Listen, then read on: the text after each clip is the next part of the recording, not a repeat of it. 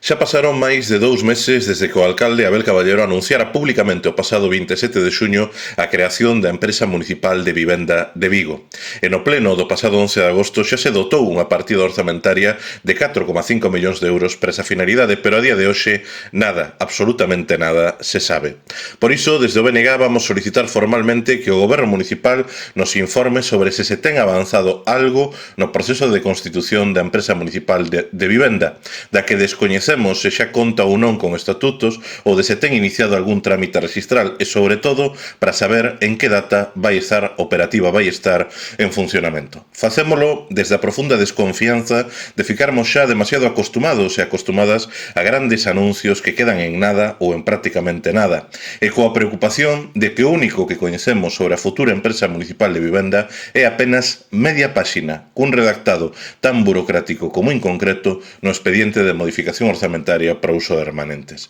Nada se sabe sobre cal vai ser a súa estrutura organizativa, sobre con canto persoal vai contar e con que funcións concretas, sobre onde vai ter a súa sede ou sobre que actividades vai desenvolver no inmediato. O único que sabemos é que parece que se vai chamar en Vigo.